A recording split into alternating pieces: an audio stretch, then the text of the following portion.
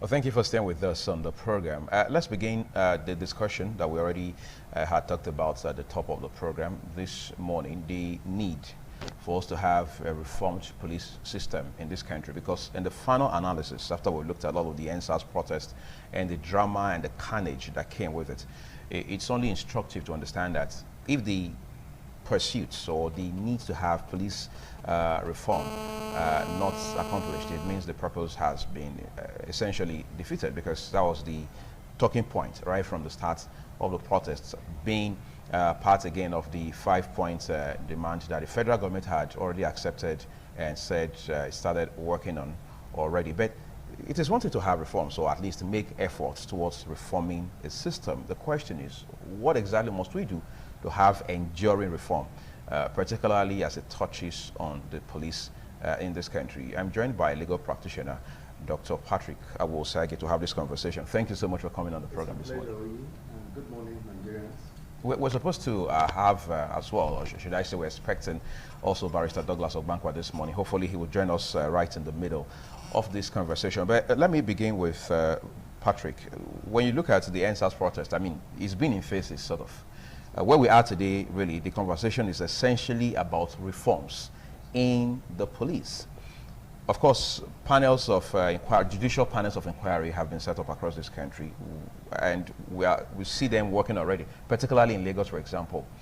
A lot of persons have said it's going to take much more than setting up these panels to actually influence reforms or cause reforms to happen in this country. There are people who have been concerned, quite frankly, about whether or not these reforms will see the light of day, and whether or not the rationale behind setting up the panels in the first instance will be accomplished. I don't know what have been your thoughts every time you think about this panel, every time you read up stories about what these panels are doing. Thank you very much. Well, it's a laudable idea. It's something we should applaud. There's a welcome development. In that regard, we must begin to see it in that light. Yeah. We cannot say the panel it's not going to achieve so much like many folks have believed. It's just like one of those things. But I think for you to even begin to talk about a problem or solutions, you need to know to what extent of damage, the end process took everyone, aback, and the way it happened, it was like a hurricane coming overnight and sweeping through the entire nation. The government have done well to have said, let's begin to set up panels to check, to ascertain the level of decay and trouble that may have erupted over the years. And this is why it has been that way. And again, you're looking at it, you will not know how to compensate those that have really, you cannot bring back lives. Right. Lost lives are gone, but obviously there should be some compensation and punishment should be meant. At the essence of judicial panel is to find the fault, and if need be, to extend it beyond the panel. You could now take it up from there. The panel is just a fact-finding panel. Not for prosecution. Not for prosecution. Right. It's a fact-finding panel, and at the end of the day, if, the facts are clear and there are prima facie cases of criminal matters that could be preferred, charges could be preferred to erring officers and even civilians, as the case may be. It all depends on how the pendulum swing, and at the end of the day, judgment will be delivered. But again, we must know that for lives that have been lost, right, which is obvious, and you cannot, panel will not bring them back, but at least we can trace their family members and show concern and solidarity with them, and be able to put something together and say, okay, we give this to you, like breadwinners in homes. Right. You can say, okay, we give scholarship, we give this, we do that. I saw what the River State Governor, some Winke did the other day, and said we're 20 million naira for those that have been victims of police brutality. I think this is the whole essence of this whole thing. I think it's a good step in a very in the right direction. We look at this panel today, we realize that the issues we're dealing with as far as the police in this country are concerned, or the police system in particular is concerned, they are systemic in nature. Absolutely. And these systems have been there, these issues have been there for decades. A lot of persons are saying we need to look beyond the panel to fix these problems. Yes. For example, during the week, somebody told me that there are claims, there are allegations that there are people who in whose interest some compensations have been awarded against the police. Yes. For example, cases of police brutality where somebody had gone to court, Yes. and then the court awarded compensation. Yes.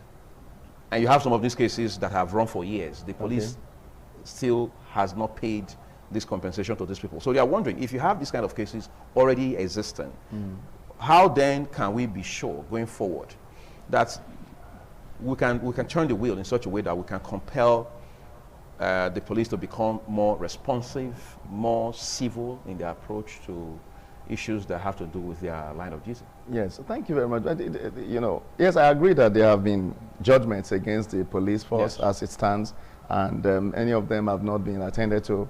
You know, there is quite a long procedure as it stands. But the truth is that the way things are going now, change does not start, you know, everything can just happen one day, right, but we're gradually making some progress. And we can obviously say that, yes, the police have been, we must also look at it from the other angle too. The police were complaining about, saying all sorts of stuff about, what's their welfare like? You look at a man who is there to, you give him a gun, he wants his own children to have the best too. Like everyone else. Like everyone else. He is a Nigerian first before he's a police officer. You don't see him and some lesser citizens as they should not aspire to be great. He should also have children in Cambridge and become great too. You know, the way we have treated the police, we have treated them, we have also not treated them, I mean the system, have not treated them well, especially when you as the rank and file, you've not attained the levels of attaining. I think it's all about a systemic problem like you mentioned. You see, it's like when you get up there, you can now begin to enjoy some benefits. But we have bulk of them underneath, which we really need to attend to. I don't need to be an inspector or ASP or DSP, as the case may be. If I'm just a corporal, I should also have some level of dignity as a human being, and I should be able to take care of my basic responsibilities and take care of my folks and at home. So if I'm unable to do that, you know, you can see many of them are unable to take care of them. So we cannot rule that out. So this is also part of the issues we should address as a nation if we really want to go forward, because there is no way you will say, well, we want to deal with them, we want to make them be civil, to pamper people when they see them, they should be more diplomatic in that. That's training. You're talking about training, and from the police college that we have seen in Ikeja, we know what was there the other day when it all came up and the whole nation was at it. Look at where human beings are sleeping. It's even worse than the prison. It doesn't make any sense. What kind of training is that? And this is what we call training. Is that what we see in other civilized crime? So we must not rule that. We cannot divorce that from this narrative, from this discussion. We must bring all together. So we want a good change. We want an holistic change. Yes, system. And again, if you look at it, you're looking at people that have been victimized, those and that. You know, how many can you even count? The list is endless. There are many that can't even come up with evidence, because panels are also with evidence. If you don't have evidence to show, you have no business. You have no business there. And there are a whole lot of them. You know, phones that have been seized from people, laptops and things like that. How do you now? Cars. So how do you now come up to say, look at what happened? So you don't, and they will say, well, if you have evidence, did you report the matter? The matter was before the police, and we cannot trace the unit or whoever was there. They have transferred a lot of things that could come up. So we must not begin to, it's only those that could come up with the one that is on the front burner that we can see. But there are many that have been groaning in the dark for so long. So these are issues we must look at. I, for one, I support the reformation of the police, or the restructuring, as the case may be. I think the Constitution also is a major issue we are not looking at. We are looking at police reform. You know, we're talking about what the police have been doing. Other law enforcement agents have been doing the same. You know, we know that all the way. Even the military, the soldiers too, they handle people. I see them flogging. You know, I think it was something I saw on the media the other day, and it was in Jos that a man trying to help his pregnant wife was being flogged, even in the heat of this whole issue, was being flogged publicly. During the NSAS protest? During the NSAS, yes, he was being flogged. So these are issues. So it's not an issue of, let's look at it, the NSAS or the police. It's not, it's about the system. And I think the Constitution needs to be revisited at this critical time. Why I think so is because if you look at the way and manner, there are a lot of things that are not answered even in the Constitution. There are a lot of ambiguity in our Constitution. In our Constitution that should be well spelled out. It's not the bogus nature of it, it's the simplicity and the communication. Like you just mentioned, if somebody have gone and judgment is served, as the case may be, he can still, or rather he's unable to accessing the said funds that was given to him, or what value is the judgment. So you kill the essence, the whole narrative will be messed up. So that is what we are looking at. We need to look at the Constitution. I know many have been advocating for restructuring. Oh yes, it's time we start talking along that line, so that we now begin to see things from a different perspective. Not looking at one man that, they see, why do people clamor? They see a man driving a car as he got, that must be a miracle to drive. They see you living in a house that is okay. They see that must be a miracle. Every Nigerian that is ready, that try, should be able to afford it. Yeah. Why should I work all through the years and at the end of the day I'm unable to give myself a befitting house or a befitting apartment? I have seen several. You need to go to government establishment, ministries, and people, even self-employed folks, they have labored so well. So how do you now talk about the reform of police? There are many persons that don't even have transaction with them, but they are living in pain. They are living in poverty. They are living in abject frustration. Why? Because the situation is harsh. And you can see what really triggered off the NSAS protest was because people were really, really hungry. They didn't have anything to live for.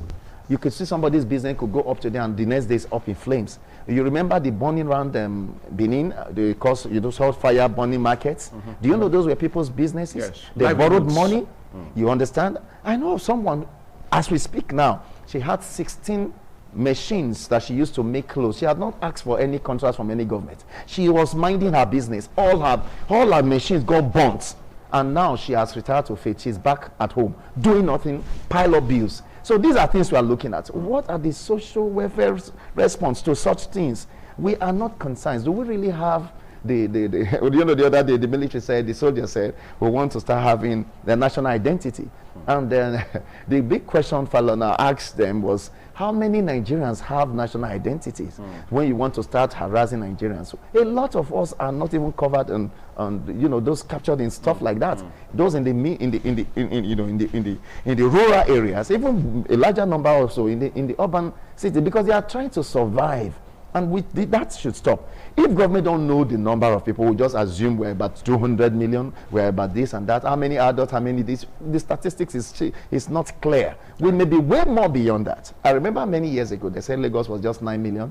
And obviously, when the American folks did some of their own calculation, they said they were about 20 million yes. at the case. So we look at this. This is what government should start. Government is not to give everybody money. Is to set up the enabling environment, ensure the rule of law is working, and people are paid for service. When you render extraordinary service, you should be paid for it. I saw a young man in France the other day who saved that little boy, the Spider-Man and stuff.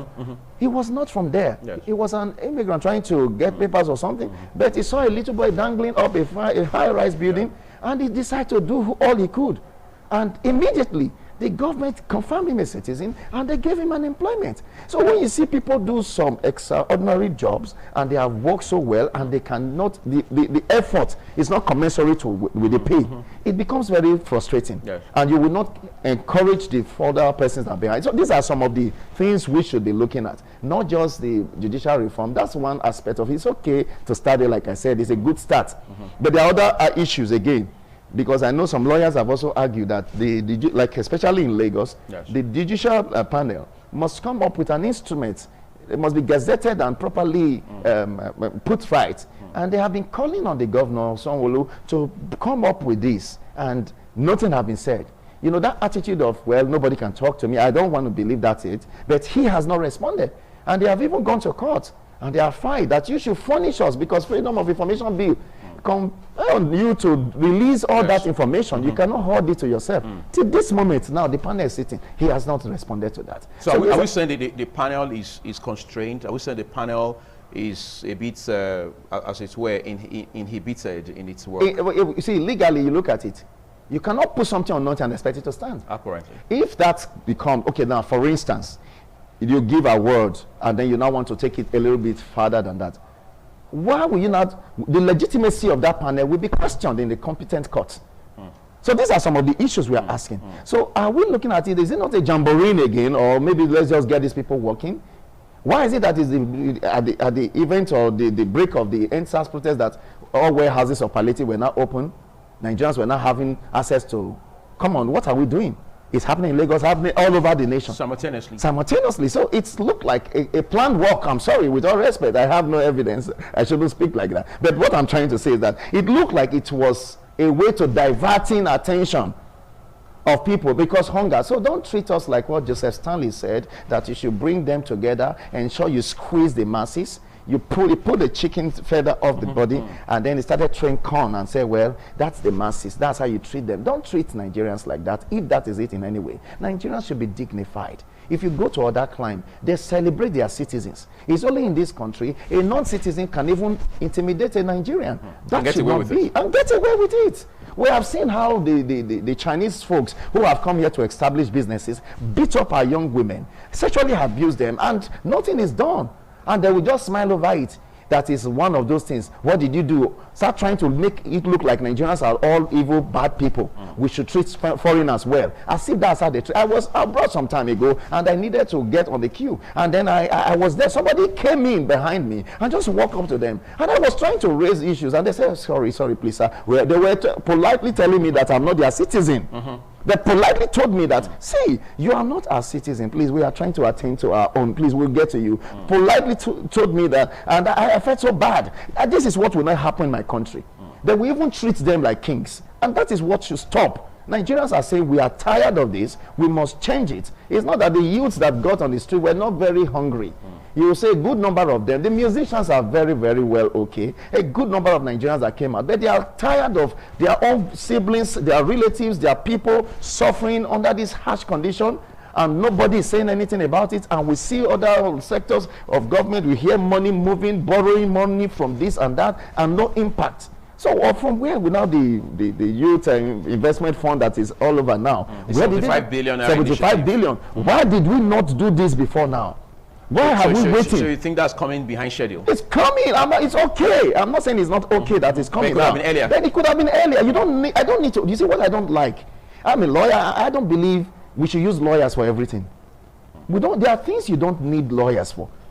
Somebody once told me, said the lawyers in Nigeria are so powerful. They go everywhere. Over there are things that you know constitutionally. Oyi should not be harassed by anybody. I don't need for Oyi's glasses and his camera because he's standing in interview somewhere as a journalist, and then somebody hits you, then you now call me and start running, a lawyer is coming, then we now take it up and go to court. Why do you need to go to court? The Constitution should protect you. Everybody should know what is right. And if punishments have been set on those that have been violating the Constitution, we will not be having all of this. Yeah, there are two more issues you just raised now, very brilliant ones in the course of your trajectory. But just to let our viewers know that we are going to open our phone lines for you in a moment so you can lend your voice to this conversation. But please, I need to beg of you, do not cast aspersion, do not sling mud, do not make statements that you cannot authenticate or substantiate. I want us to stay with the issue of our pursuits of police reforms, because just like Barrister Awosage said a while ago, the policemen and women in this country, they are first Nigerians, they are first human beings before they are members of the Nigerian police. So we must understand that. We must also understand that their welfare should be an integral part of this conversation we're having as regards reforms, because it will appear from all of the things we're hearing, from the things we're seeing, from the experiences we've had with the police in this country, that this reform cycle cannot be said to be complete or completed unless, of course, we integrate and properly articulate the issues that have to do with the welfare of the policeman on the streets of this country. A lot of persons are showing concerns about political interference as far as these panels of inquiry are concerned. Does that give you concern too? Well, it will. Politically, it will be interfered with, definitely. It will not give me concern in the sense that I know that will be. But at the same time, with the way the world is now, we are all being watched. Okay. There's an extent you could manipulate certain realities.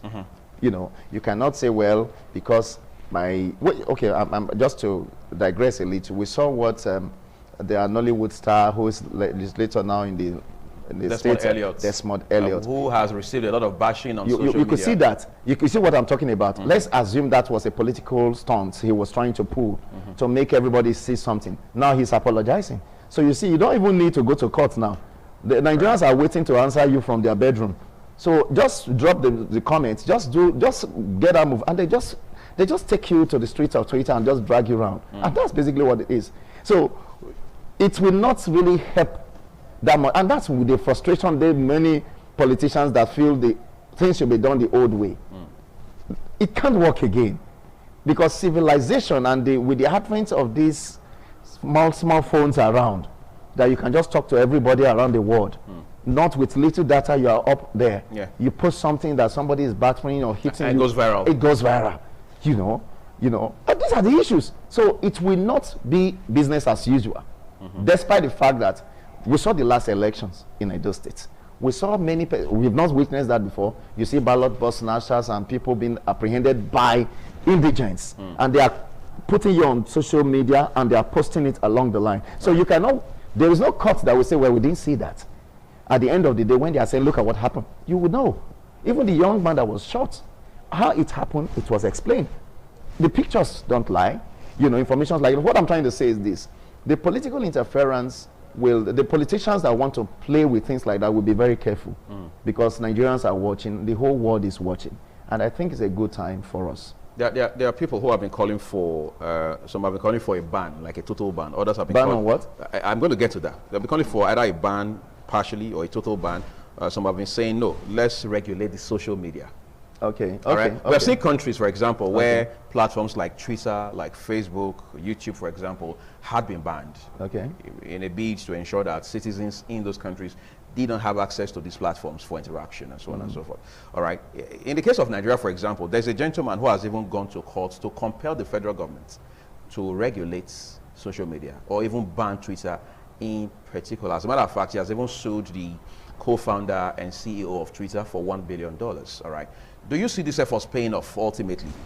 Well, I believe regulation is a welcome development. Okay.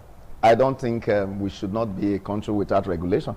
I'm not against regulation, because anybody could come, fake news and a whole lot of stuff. Exactly. I remember our legend Beniza Obe, musician. I cried so badly because as a child I do listen to his song, growing child, and so much of I just saw that Ebenezer Obey has gone. He's of blessed memory now. I wept. It's just later I saw Ebenezer Obey a few days later that he's not dead, he's alive, that he's very fine. So I said, what? You see, these are some of the things we're talking about. We should not post what is false. Right. I think those persons that are the perpetrators of that should not be allowed to go on. But the challenge is, how do you now get to the roots of I think that should be another issue. The reposting of messages, you could just crop it up somewhere and then you dole it out there, and the people are beginning to view it and believing that is true. Right. And a lot of mischief makers also engage in things like this. They just try to, I think in that aspect, it should be regulated. We should get the professionals, that's not my feed, the professionals should look into it and come up with a good proposal, but not to deny somebody expressing himself, because I have rights to say things, and but even we don't need to go back and forth. We have all these laws here. The moment I call you names now in the public, you could take me to court to prove what I've said. And you remember the issue between the former national APC chairman Adam Shomole and former governor too, with Benue, Benue governor, that sold for 10 billion over comments in May. Now you could see how that came up. He said it out there, but he took him to court. And then they now say, okay, we want to settle out of court. Out of court settlement. Yes, I know. He said it maybe to get at him, just to, not that he really meant it though. But everything a leader says, people listen to you. You are a leader, for goodness sake. I don't expect you to come joke with your words. That's on that level. You are an influencer. You are an influencer. So at that instance, so you don't come to say anything. I think he had learned from that too. So that is it. The laws have been there. How did they go? We didn't need to regulate the media for that. We know whatever is operational on the streets everywhere, or where you say it or whatever, the law is already there. If you go against the ethics, then you are down. But they'll say suspend. I think that is bad. We are not matured enough at all for that. We are not. I know in civilized crime, you could say, okay, look at certain things you should do, but you cannot stop us from expressing ourselves. Okay, somebody is being beaten. You know, my uncle, I will call him, Fanikayode, the other day, you saw the wife and his ex-wife talking about, you are hitting me or whatever. It was all over. Yes. But whatever happened, but I think Azokome had said, no, that's not how it happened. You know, he was trying to give, yes, she brought something out. But we know there was some attempts to get at yourselves. Yeah. But you not say you are recording me, you are recording me. How am I not sure is the recording that restrained you from going further? If you had said you are a man, further. You could. You know the issue with the journalist guy, and he said he is a man and he's not happy and he could get at that range and short fuse. Short fuse, that he said it with his mouth. So who knows? So you cannot distance that. That was also a way of, oh, this lady is trying to tell the world what's happening. And then he started talking calmly. So what I'm trying to say is that you cannot take that away. That was who know it could have. Social media can be a check. A check. A check. Why do people don't misbehave overseas? I tell you the truth. It's not simple. We are not different people. Travel all over the world, we are all the same people. We have the same tendencies. We have criminals abroad. We have looters everywhere. In short, they are worst of looters. Now, when you go there, you know you are being watched. You know there's nowhere to run. You see, you are breaking into a shop, you are being watched. So why take that risk? Right. So when you know you are being watched, everybody try to play the good guy. And that's what it is. We must be that good guy. So if we are not watched, then we cannot be. If I cannot have access to expressing or showing to the world what is happening in my vicinity, then I can just be gagged somewhere, I can just be attacked without nobody knowing. So that is why we even need it. I think it was the president that said they should put short circuit TV on the express. They were going to install it, and persons were asking, why should you do that? Or when we don't even have electricity in Nigeria? How will you power them? How will you power them, brother? I think that was a suggestion. That suggests to say that it's something that is good. We need to be known. We need to be viewing everything. So, but what we are against, you don't malign someone, you don't take somebody's name and start saying things about the person. You are a bad person. Especially things that you cannot prove. If you can't prove it, you don't say it. Yes. If somebody says things about you now and I don't say, because I don't like Uyi, I'm against Uyi. I just quickly post it. See now, I saw it played out during the palliative issue.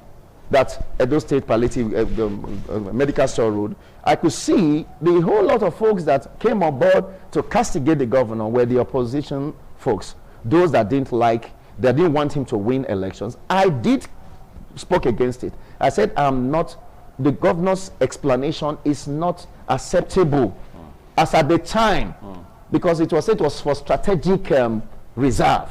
I didn't understand that language. When Nigerians are crying and dying, indigenous are crying and hungry for starter. I said no, the governor, that I said it myself. I posted it that what the governor has the explanation is not acceptable. But later it came up to say, look, and gave a good. I was accepted the explanation afterwards. Something, it gave statistics. So that is what the governance is all about. But I will not just say the governor is a thief, the governor is this, and that is what are you doing? And when you're taking up that issue, you can't prove it. You cannot prove it, then you should be queried. You should be dealt with. You made mention of the Freedom of Information Act a while ago.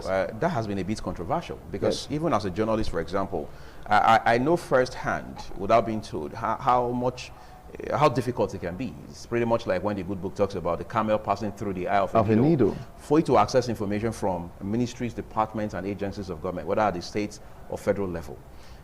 These are all problems that Nigerians have to deal with. And it further complicates or compounds access to information and the issue of transparency and accountability. Leadership is said not to be effective where you don't have accountability, you don't have transparency. In the case of Nigeria, for example, to get the budgetary allocation to an agency of government is a problem. And then you have politicians, those who are holding elective or political offices, not being accountable, not being transparent, for instance. If we can address these issues, are we not still going to have answers of different types going forward? Obviously. I very agree with what you said, but the position is clear. We have civil society group, we have the Nigerian Bar Association, we have all bodies put together. Interest groups. These groups are not there for fun. they should constitute and hold meetings together and ensuring that this bill, this Freedom of Information bill, is something that everyone is able to access. If they say no, then you should ensure you plant your men everywhere to ensuring that journalists are able to quiz and make all they so wish to get. You don't just, I don't need to be a journalist. We want to know what's happening in Nigeria. As a Nigerian? Yes, as a Nigerian. Or you should know, who are you? Are you a Nigerian? I'm a Nigerian, yes. And you, those that work in the ministry, you should create, you're a public servant. Don't make it look like you because they called you director. Director of what? Ministry of Information. Ministry of Information is a part of government. And the governor was elected by the people. If your governor or our governor was elected by the people and is answerable to the people, is it you that is not? So you should prepare those reports. I think they should talk to them. They should have a proper orientation so that they know that information with respect to my transactions in the office should be kept at the public domain. The one you haven't talked, there are some classified information, of course, that shouldn't go out. I'm not saying you should dole everything out and start telling everybody this is what we are doing. Some we are of them extremely sensitive. Yes, the government have released 70 billion that we want to buy this, and the money is in Zenith Bank, and we are just, that's not what we're talking about, because you'll be dealing with criminals. So you should know those that you are even giving that information. The person that is asking for the information, you should know him. He should be profiled. We should know who he is. Are they requesting it as an institution? As an institution. Or as an individual? As an individual. What do you need it for? So these are things you should ask, not that we won't give you. Right. So when they don't meet up with that requirement, you still reserve the right to say, we can't give it to you based on this and that reason. Well, I want to remind our viewers that we're putting our phone number on the screen for you in a moment, so you can put those calls through and then lend your voice to this discussion that we're having about the need to have enduring reforms within our police system in this country. And please remember that when you call, turn down the audio on your radio and also make sure that you do not cast aspersion on anyone. Hello, good morning. Hello, good morning. Yes, welcome to TMI. My name is Sabobo Sagi, aka Road Commissioner from Ottawa. Okay, Sabobo, go ahead. I like this program. I so much love it. This is what we have been saying. Whatever thing that we want to do, there's nothing wrong that we do it in time. Because this answers now before those statistics can be saying, people have been complaining about the police. I believe we have government. The government is there. There's nobody trying to talk about it. Everybody feel of concern. At least they want to make the country as a banana republic country. In the foreign country, before anything come out, the solve is already there. They will solve it in time before we come to other way around. But the police, the order at the top, they should try and design from those areas to be done. There's nobody to take the police money anymore. That's what police come out with their POS, with everything, collecting money from the people the way they like, and which is not supposed like that. Thank you. Thank you. Oh, I appreciate you for calling. I want to quickly talk to Barrister Awosagi about a few other things. It will appear most times we move too slow about these things. The persons are saying this NSAS protest could have been avoided if we moved a bit earlier. Do you share those sentiments? Well, it's true. It's true. It could have been, because Nigerians have been complaining. They see a young man driving a nice car. All they say to you is that you must be a fraudster. Right. You know, as if Nigeria is not cursed, quote unquote. Nobody can make legitimate can afford the car or make legitimate earnings. You know, I just saw the other day on social media that Paystack guys, they sold off their a whole lot of money. 176 billion. Then you see him because he's on dreadlocks. Two young boys wearing t-shirts wearing t-shirts, and then you now say he's a fraudster. That's embarrassing. So is it that I saw also some, you know, a guy was pulled over by the police. So what do you do for a living? He said, just living his life. That was the response. And I said, just ensure you're good. And then they asked him to go. Because there was no previous reports that car was stolen. No element of suspicion. No element of suspicion. Even if you have it's checked. The level of suspicion you must understand. He pulled him over and they said, was it? And then looked at him. And I said, oh, what do you do for a living? He said, I'm just living my life. And the man, I said, oh, Just ensure you are good. Yeah. And I asked him to go, and to go. And that's it. And I asked one, he said he's into real estate. And he said, oh, that's fine. That's a nice car you're driving. He told him that's a nice car. The police was saying, that's a nice car. That has not been. Especially when, there's this fear. A lot of people have this phobia for seeing men with guns. Yeah. And they don't want, hey, the gun could just touch me. And you see somebody coming. I know of my dear friend, a medical doctor. He was in his house, doing his house job then. And then he was pulled over. And he was scared. He quickly packed and jumped out of the car. And they pursued him, got him back. It was then he was ditching. What is it? He said, we're taking to the station. You must be this and that. He said, no, he's a medical doctor. You're the doctor? Because he's quite young. And they checked and they brought his ID. He said, okay. They drove him around Ring Road then. He's out of the country now. And they said, okay, I took him in front of National Assembly. They said you should give them some money. State House of Assembly. State House of Assembly. I mean, State House, sorry, beg your pardon. State House of Assembly in Edo here, Benin. And then he pulled some money and gave to them. Say, from that day, he didn't do anything. So these are some of the issues. So when we are talking about, that is coming too late, ordinarily, institutions should work. We should know what to do. Don't set a new rule. Right. You are a policeman. You have to check. What are you really checking? Nobody, there's no circular, there's no talk about missing vehicle. There's no, we're looking for one Johnson Patrick who looked like him. I think the picture, hello young man. Him. And then nobody have complained of money lost or something. There's no petitioner, there's no complainant. Nobody has said anything. Not a crime scene. There's no, and then you are trying to start saying, tell us. You want to bring out your phone. What's in that phone? Open it. Put your password. Who is this white person? As if I'm cursed not to. What is it about a white person? I have a lot of white folks that are friends. So what is it? Then if I have somebody saying, Patrick, you are silly, and I say you are a man, you say, okay, you are chatting with an Igbo man. You see, that is another slavery mentality. You now make it look like I'm too inferior to even have a white person. What are the whites for? As friends. So these are some of the things we see. You say, who is this person? And then you start scrolling down. You say, okay, there's a financial transaction. Why are you good? Do you have the right to even go in there? That is the question we are asking.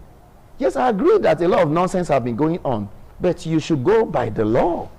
If you suspect somebody, why not keep him on check? There's something I want to ask you quickly about the police now, Yes. But just to remind our viewers again that our lines are open now, so you can put those calls through and just make your contribution to this discussion that we're having about the need for us to find lasting or enduring reforms for our police in Nigeria. Before now, we would hear that the country is under-policed, given the limited, as it were, manpower of the force. And now police stations have been burned. In fact, the police authorities are telling us over 200.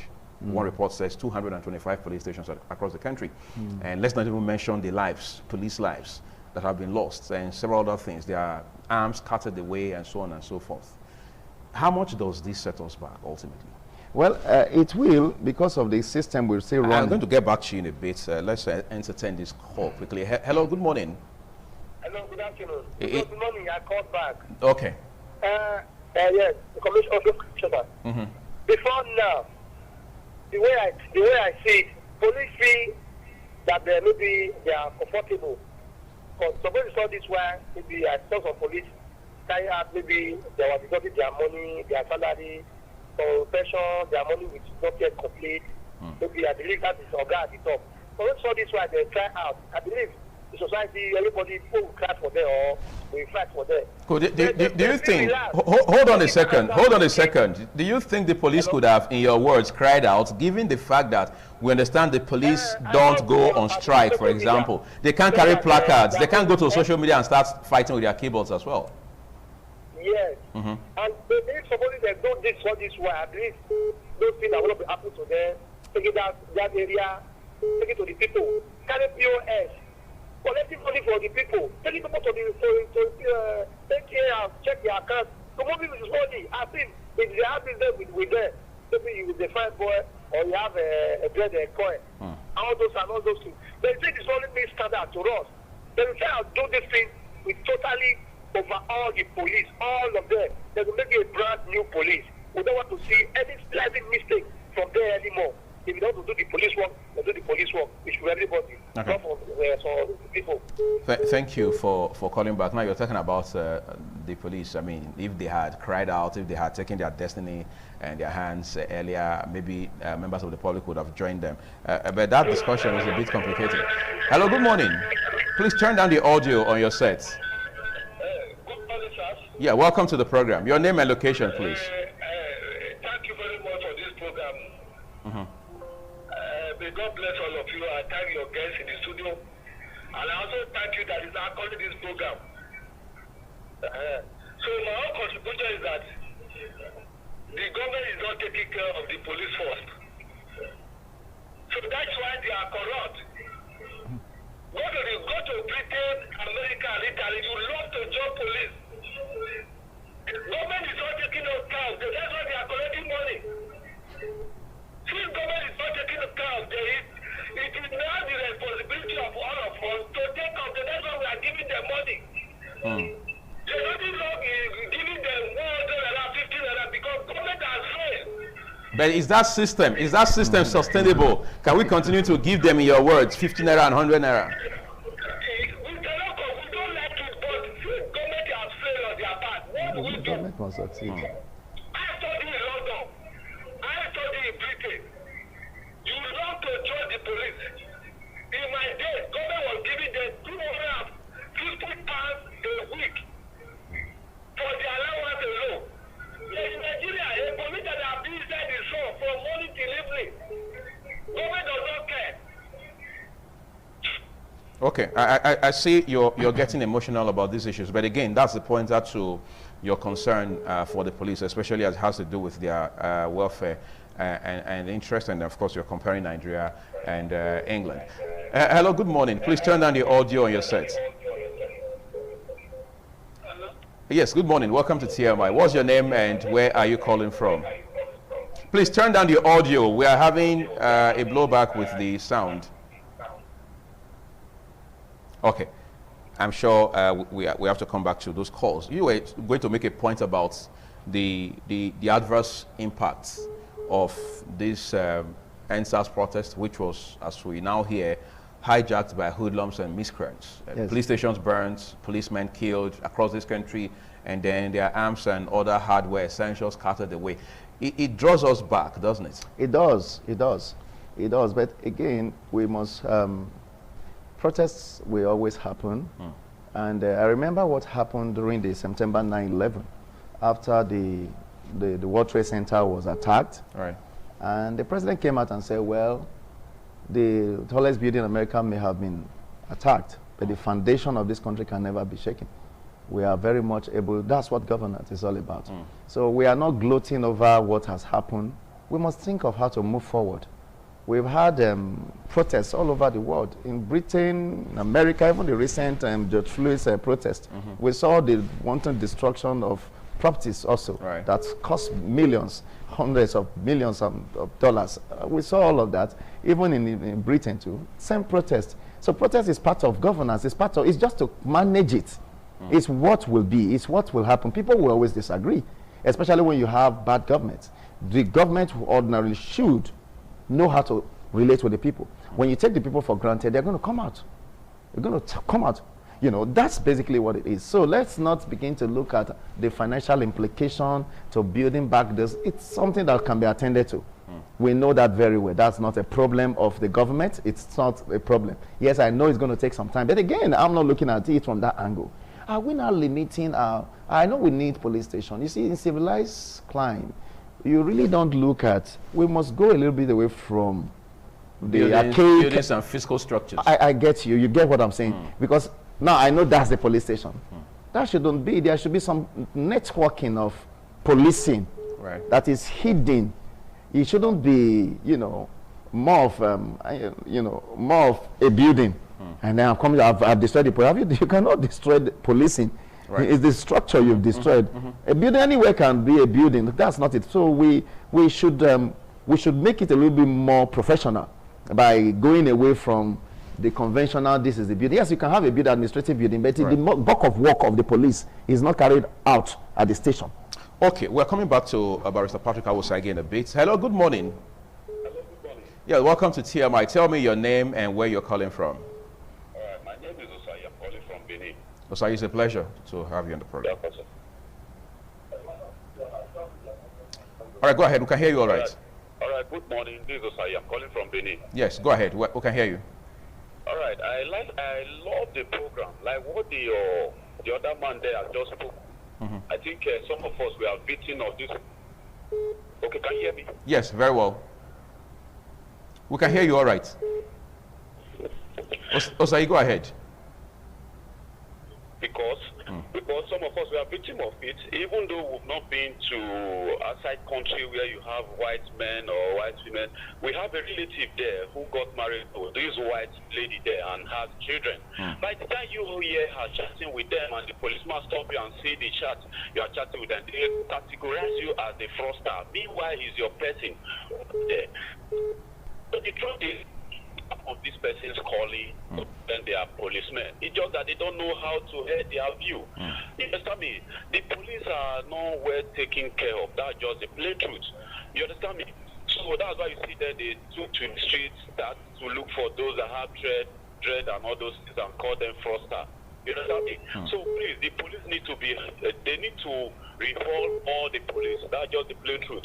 And they need to take care of them, review their salary. If they do that, they will have no reason to go to the street. Thank you so much, Osai. We appreciate your contribution on the program this morning. Speaking of salaries, allowances, and overall remuneration, we understand that the executive, that's the federal government, has sent a bill. In fact, the president said he has sent a bill. He has sent a proposal to the salary and the salary commission. Yes, the wages and salary commission, to take a look at the possibility of having an upward review of not just salaries for the policemen, but also for other security agencies. And we hope that comes out nice and robust for security agencies across this country. Because somebody said, how do you give a gun to a hungry man? How do you give a gun to someone who is disconnected from society, who is beside themselves, and you expect them to do a great job at the end? That's even worse than placing the carts before the horse. You were talking about police. Yes, I'm talking about technology. Having technology in place to drive policing. To drive policing. But if you look at it again, people you have refused to feed, yes, they are not comfortable. Like all the callers have been hammering on one thing, that they have not been well taken care of, which I solely believe in that. Now, talking of technology, that will cost you some more money. And you need, like in some other countries, you have robots policing and gadgets, artificial intelligence and creating that. Just with your license plates, we know everything about you, your criminal records, your academic records, everything else. I think that is where we should start. We are able to do it. You know, this idea of we are developing, we can do these things. It's not rocket science. It's something you pay for. Pay for it and see the payment through, and get the experts to get it done. Train your men and continue thereafter. I think that is all we need. Most of the things we keep complaining about, I think life is not as difficult as the way the system had made it to be. It's not true. You could ask questions, ask the right questions. How are things done like this? Train them and give them the ensure. How can you put a man in the midst of money and then he's hungry?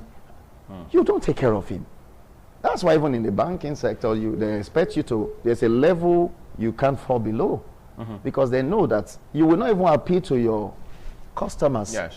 When they come into the banking hall and you are seeing somebody looking so hungry and you want to deposit, the mentality is that, you sure this guy won't run with my money, even if you are within the, they want them to look good. Right. And particularly for those who go out to market. Yes. They want them so that you will see money, you will see the confidence in them that we are doing fine, so that you can be assured. So it's everything. That's how it is. Right. So you see a policeman wearing black, and the black is now brownish, and you look at his clothes, he's looking so scraggy, and then you expect him to be smiling at you when you are driving a nice car, and when you wind down the ACs all over. You're speaking all the English in the world. And then you are not telling him, man, what are you doing? You're packing me up. You say, Oga Park, because he is already angry. Right, and he has to vent. Yes. They say, my brother, how are you? That's what I do. Yeah, how are you? How are you doing? Oh, this one is hot to say. That's how it is. You see, they will not want to make you have a conversation. Have a conversation. But most of the time, our people don't know how to talk. Hey, why you stop me? You know, what talk is that? He's a police officer. And he's doing his job. He's doing his job. Many times we bully on the police too. We see that all the time.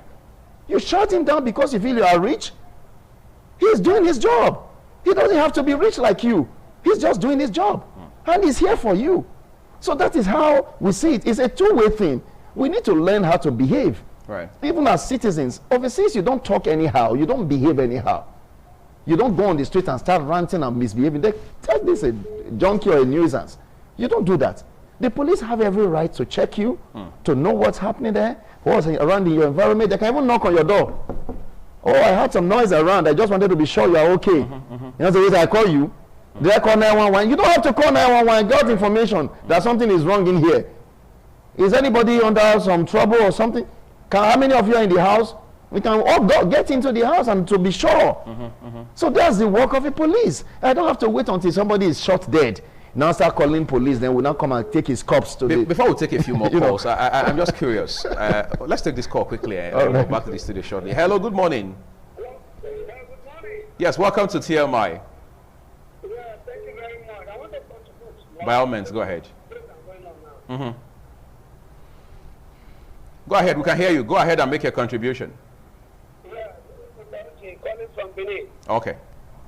Yeah, I think my man on the suit is really making his sense that this is not a developed world where you can just come in and then just knock on the door. You know, actually we are rude, fine. Then on the road too, you see that when the policeman stopped you, instead of it to be civil, but say, come down, you understand, very rude. I think that, like as I said, our people are rude too. Then, again, even if we pay the policeman 1 million, I think there's something already in their jail, that corrupt blood, probably as they are passing out from their police college. Maybe because most of them, from what we learned, that most of them pay money to get the job of policing. You understand? Which is wrong. And some of these policemen in the force are already frustrated before they were enlisted into the police force. So you see them the way they behave, they dress staggeringly. If you see them yourself, we are afraid if they stop you. So what we need in this country is the real proper training of the policemen, and then let them be civil. Let them teach them how to be civil. That as it is done in the advanced words. Most of us have not traveled, that we do hear the stories of the policemen over there. And look at the way they are well kicked. So they should, our government should look into all these things. Let them teach them properly. And then probably raise their salary or whatever, so that they will live comfortably as human beings. Because most of them are living like animals. So the frustration they vent it on the public. On the public, which is wrong. So that's my contribution, sir. Thank you. We appreciate you for that contribution. I had a similar discussion about a fortnight ago regarding the police and the need for reforms. And one of the things one of my guests pointed out was the fact that Nigerians must own their police. They must own their police. However, the bad news is, as it stands today, there's a disconnect between the police and the people. And then you're wondering, did these police people come from a different country, perhaps outside of Africa, to work here as policemen? The obvious answer is no, because these policemen are not just Nigerians. They are people's fathers in Nigeria. They are people's children. They are people's husbands. They are people's wives. All right, so how can Nigerians own the police? How can they see the police as theirs? Because it will appear the police are detached from the people. They are on their own. They are somewhere within their own partition space or something.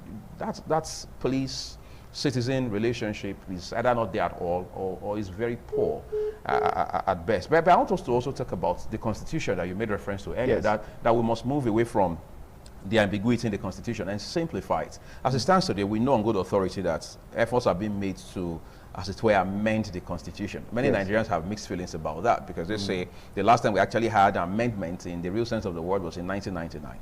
And they are also saying that amendments are always politically motivated to serve the interest of a few Nigerians. How do we make it sweeping? How do we make it all-embracing? That's what, when we keep talking about politics, everything we do is politics, even in your home. we are according to the But the scholars. concern is it's only done to serve the interest of a few. And when you say serve the interest, see, that few controls a larger number of people. If you control 500,000 people, you cannot be wished away. Because if you want to subject it to what I played that in Lagos when the sitting governor was removed. But it was believed that it was the people said they don't want him. Who represent the people? There's somebody the people are loyal to. So when we say politics, it's his way out. He has been able to. That one or few individuals, they are not controlling a whole lot of. So we have to live with it. No, when we say living with it, I'm not saying live with it. That's not what I'm saying. I'm only trying to say now, we need to go out there other than just talking. Right. I don't need to be contesting an election to start campaigning. I need to go on my own. I do that a lot. I enlighten people on a daily basis on issues. Right. I don't have to come on media. When I see people discussing certain things that they don't understand, that I have lights, I have understanding about, I just come, what are you saying? I get in, I chip in my own thoughts, so that you begin to understand your own rights and privileges as a citizen. Right. So when we do this, and everybody is aware, they will, of their own, pull away from the so-called one man, big man that is trying to influence them. I think that is what I'm trying to say. We cannot continue, reviewing the Constitution, whether politically, at least let's have a review. Yes. Let us have a review. Then it's politically reviewed, then we cannot begin to complain about the political review. And then we can come up again, it's subject to subsequent review. Not just say, well, because of that we don't want. I think, again, it can also be a tactics or a game for you to fight it, that it will be politically reviewed. So let's leave it the way it is. We won't leave it the way it is. We must review it. Okay. We need to have a review until we get to the point we know, yes, this is good. We don't have to make it so ambiguous, so bulky. It should be simplified. And it should be away from the draconian, it's more or less a military order or something. You just read through. A constitution should be simple. It shouldn't be about you have to be a lawyer to understand. You could read through. The American Constitution is not complicated. Yeah. It's very demystified. So we should not have to muddle up things together. These are my thoughts about it. I think when we have that review, and call people, when you are doing a review, it's not just, some few, who were those that reviewed or that put up the 1999 Constitution? Who were those? It was a military administrator. Abdulsalami Abubakar constituted the body. Yes, lawyers were there and all of that. Obviously, those men wouldn't have been acting without certain instructions. It was a military junta that brought them all together. There are two more questions I must ask you as we wrap up this show this morning. Hello, good morning. Yes, welcome to the program. Please turn down the audio on your set. I can hear myself from your room. All right, go ahead. Please raise your voice a little. Okay, I think we're having a bad feedback with that call. The number is on your screen. Please call and turn down the audio on your sets before you even say a word. I'll tell you why you have to do that, because it makes the discussion smoother and we don't need to be dealing with interference as those calls are coming through. And stay with the issue. Let's talk about police reforms and the need to support our police the best way we can going forward. Hello, good morning. Good morning. Is that Mr. Charles on Active Program? This is TMI with Uyag Mofwebe. What's your name and your location? Yeah, my name is Mr. Suleiman. I'm calling from Agbo Park. Okay, Suleiman, go ahead and make your contribution. Okay, yeah. You see, there's one thing I want to say to the whole world. You understand me? You see, this police reform they are saying about, they're talking about, people have patterns. What Nigerians need now is the high cost of living is killing people. People are dying of hunger. The people are dying of hunger. People cannot feed. People cannot eat. The president should open the border and the reduction of fuel price so that people can go on their normal business. As you can see now, if they reform, maybe they employ more than maybe 20,000 youth. The youth in this nation, in the nation, they are more than 100 billion. The only thing we need now from the federal government is just to reduce the high cost of living through reduction. That's what I'm saying. But let us forget about the police. If the people are not hungry, the police will be free in the street. Okay. Thank you for your contribution. They say he who wears the shoe knows where it pinches, right? Hello, good morning. Hello, good morning. Yeah, please turn down the audio on your set. Yeah, good morning. Okay, good morning. Yes, go ahead and tell me your name and where you're calling from. Okay, my name is Juliet. I'm calling from Ikobaha. All right, Juliet, it's a pleasure to have you on the program. Thank you very much. Just like what the last caller said, you understand, the government should please try as much as possible to open the border. People are suffering. You understand? There's a lot of famine in the land. We are talking about police brutality every day. And we saw what played at Lekki few weeks ago. It's uncalled for. This has the result of the problem, the troubles we are passing through in this country. We don't have any other country. Nigeria is our country. We should please try to make things right. It is time for us to make things right in this country. Seriously speaking, the government should please try as much as possible to open the border. A bag of rice is being sold for 35 to 40,000 naira, for instance, and you have a minimum wage of 30,000 naira. Tell me, how can a low-income earner purchase a bag of rice? You need to buy your granite oil. Another thing attached to it, you need to pay the children's school fees. You need to pay your house rent. Here we are there castigating the police. I'm not for the atrocity they may have committed in the time past, but the truth is same. The police are not properly taken care of. I'm not a police officer. You understand? But the truth must be said. Just like the guest there said, that sometimes you see people bullying a police officer on checkpoint. It is totally wrong. Respect is reciprocal. You understand? You don't see an officer under the sun and you are passing by because you're driving a classic car, then you decide to just talk to them anyhow. They're on their own. We return, give you what we want. Then, secondly, I want to say, for a total reformation of a police, if you can please help with this, I would like a situation whereby there should be a new police officers nationwide. Because truly speaking, you cannot put dirty water, clean water in an old bottle. If possible, I think that would be fine. For a police that have gone to this extent, I would like a situation whereby there should be a total reformation, like changing the police. How do we do that? How do we do that? We retrench or we lay off the existing policemen? And we should do away with the existing policemen. So what happens to the families that are tied to the jobs that they do, for example? What are the alternatives we are going to create? Okay, Juliet, thank you so much for your contribution. We appreciate it. I think the point she's making is you can't put a new wine in an old wine scheme and so on and so forth. But again, it's not as easy as it sounds. Yes, it's true. I think I understand perfectly what she's saying. But I think retraining will be it, like you said, like I believe. Because she's looking at maybe the faces that have, you know, some persons that have hurt you. Right. You know, some of the killings that went on was not because of the NSAS.